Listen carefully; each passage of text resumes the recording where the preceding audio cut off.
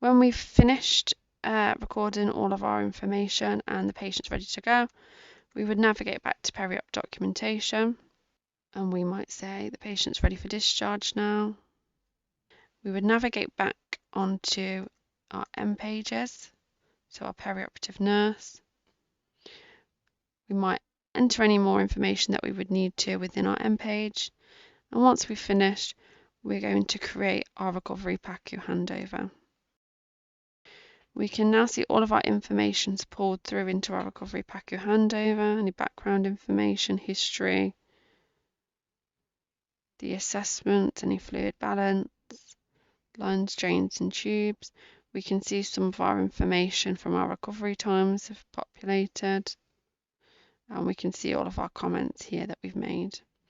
Once we're happy, we need to select the sign and submit button, and then we need to sign the sign and submit button. We can now see that the record's saved, and if we refresh the page, we can now see in our documents there's a recovery PACU handover. If we select this, we can see to the right the summary of our handover.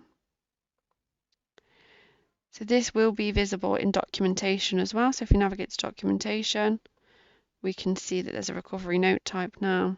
We select it, and on the right we can see the recovery note type. So this will be visible to anyone within the patient record now. So once we take the patient to their post-op ward or unit, we will be able to pull this document up and work through it with the ward staff. So if we navigate back to perioperative doc, we're now saying that the ward's ready to accept the patient, so we're discharging them, and we're going to select from the recovery outcome that the patient's return to ward. So all the fields within the section have now been fulfilled. If we navigate back to staff, we can now see a green tick next to recovery times to tell us that document's been filled. And we're going to need to select our staff, and we can now see enter the care stop time.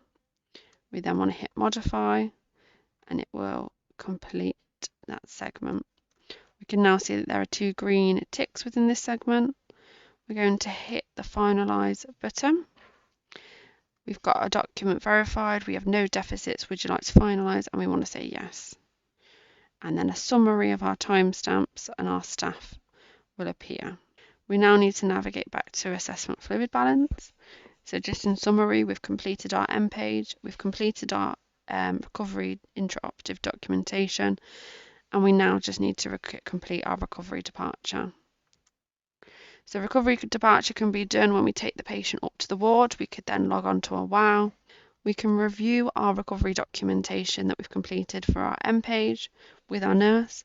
Then we would start to document our recovery departure by double-clicking on the heading, and then we would select into the first field. So date and time of the nurse receiving the report. If we say T, it will populate with today's date and time. We would use our tab button on our keyboard to navigate to the next section. And the next field is nurse receiving support. So if we select our magnifying glass, we would ask the nurse that we are giving the report to for their name, and we would type the name into the search field, find the appropriate staff member, select them, and then select OK. And we'll tab. We now need to document the mode of report. So was it in person or on the phone? Obviously we've brought the patient to the ward, so we're going to say it was in person. The report description then populates.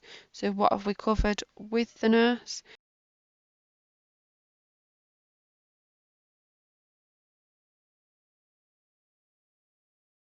And then we would tab to go on to the next section.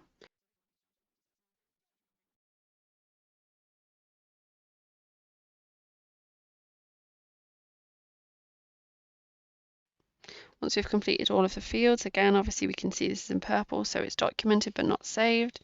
We now need to select the sign button, and that information is now visible. So in summary, we've completed our recovery intra-op timestamps and staff, we've completed our M page, and we've completed our recovery departure. All we would need to have done is make sure that